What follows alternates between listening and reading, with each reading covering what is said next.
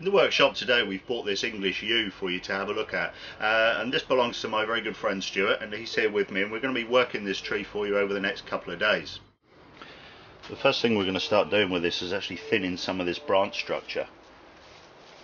Initially we just had small shoots that came out of the trunk, which at the time was very useful to ultimately build the structure that we're now going to be using.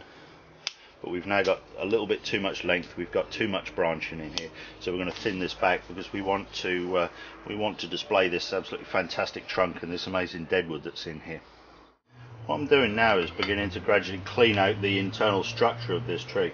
There's lots of little tiny shoots and things that are very small, very weak, growing in the internal parts of this tree, which we're not really going to be able to use. They're not going to be a future part of this tree. So what I'm actually doing also is removing these long thin pieces with no buds on in favour of smaller shoots behind.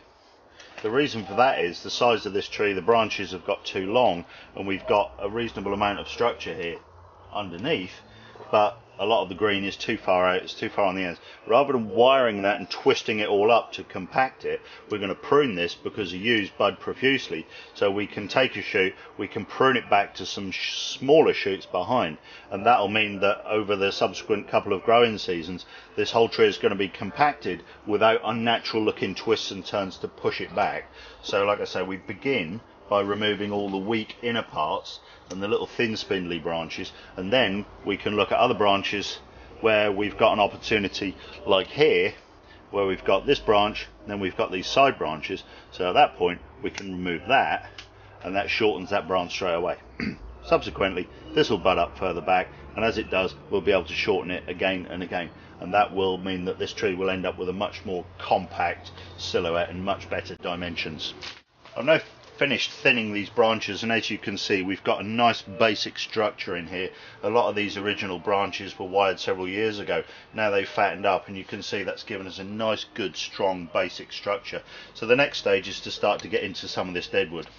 This was carved 6 or 7 years ago from a basic stump, and you can see it's now weathered nicely, but there's 1 or 2 areas where the wood's gone a little bit soft and a little bit rotten, so we're going to get in there and basically pull out all the decayed material, and then when we've done that we can get in there and we can preserve that, so that'll stop this decay going any further.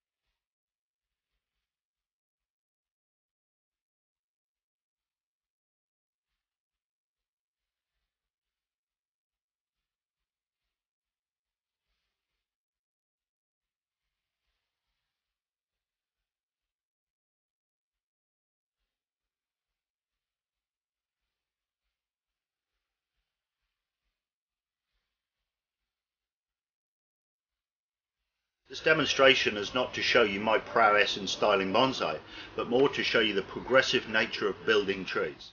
I originally dug this tree from woodland near my home that was being cleared probably 10, maybe even 12 years ago. He spent a couple of years in a bucket, and at that point Stuart took it off me, and he spent several years growing that tree since that time. This deadwood was done after 3 or 4 years, and then it was left unpreserved and just left open to the elements to gain character and improve over that period. And at that point we took the long thin shoots that had grown from the trunk and we wired those into position to give us this nice basic branch structure. The primary branches that we wired in place about 7 or 8 years ago are all nicely flattened now, and they've been pruned, they've forked, they've pruned again, and they've forked again.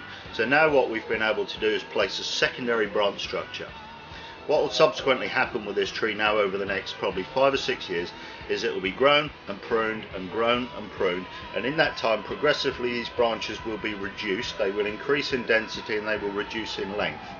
And then what we can do, because the foliage pads will be thick and full, is we'll be able to remove some of the branches and simplify this design. It's important to know when you watch this type of work, this is not something that just happens overnight. Like I say, there's 10 years of work gone into this tree to get it to this point. There's going to be another 10 years before we can call it bonsai, and from then on we can start to refine it and improve it and turn it into something that's really worthwhile.